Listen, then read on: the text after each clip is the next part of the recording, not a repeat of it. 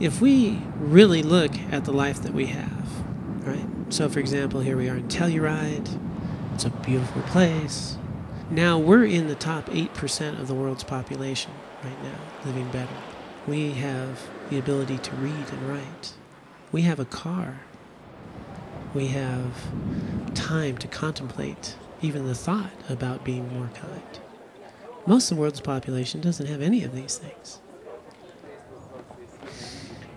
Keeping an accurate, real assessment of our situation, reminding ourselves of just how fortunate this life is that we have. The Telluride Institute is indeed proud to welcome you to the interdisciplinary festival, Compassion for a World in Crisis. We hope to extend and deepen the conversation initiated last year at our 2010 conference, The Language of Mental Life. Included in this year's program are representatives of the Native American community, the Tibetan Buddhist tradition, and professors from Stanford, Cornell, the University of California at Davis, and Diné College. It's not just the feelings of compassion. It's not just the feelings of knowing that we're all one, but it's how we act on that.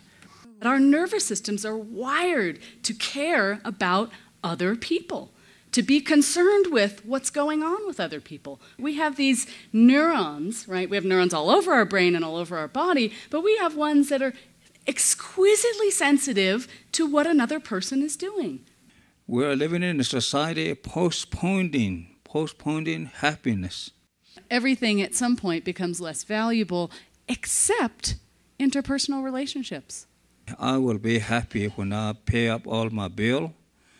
I will be happy when I'm promoted. I will be happy when I'm divorced. I will be happy when I retire, when I'll be happy. By the time that you're still trying to be happy, it might be too late.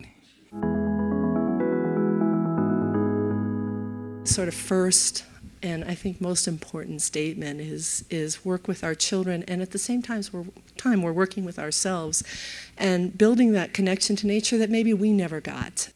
It's not our place to try to stop in any way what nature needs to do for life itself. We are not the most important being.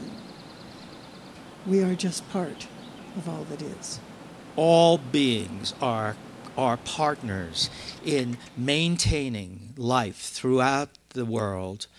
Western psychology, very, very young, okay? This is the face of Western psychology, right? We are not the wise old thinkers about how the mind works. There are traditions that precede us who have spent much more time thinking about these issues.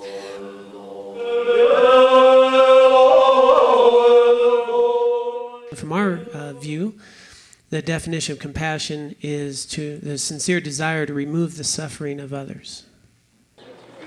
Sand painting and mandala alert.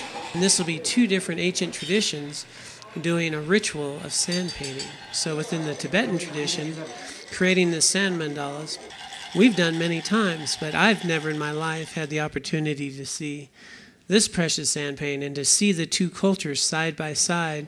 As far as we know, this is only the second time, maybe the third time, that these two venerable rituals have been undertaken side by side.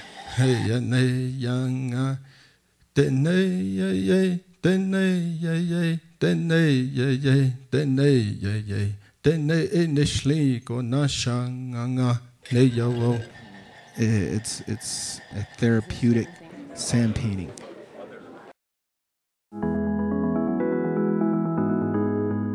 Having more compassion makes you healthier, right?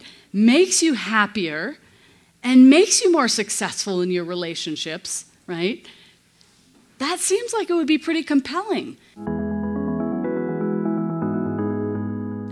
We hope to gather again next year for an even bigger get-together, working again with Stanford.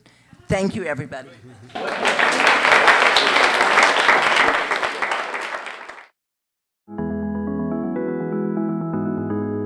If you do good things, you tend to feel good about yourself. I didn't even need a scientist for that one.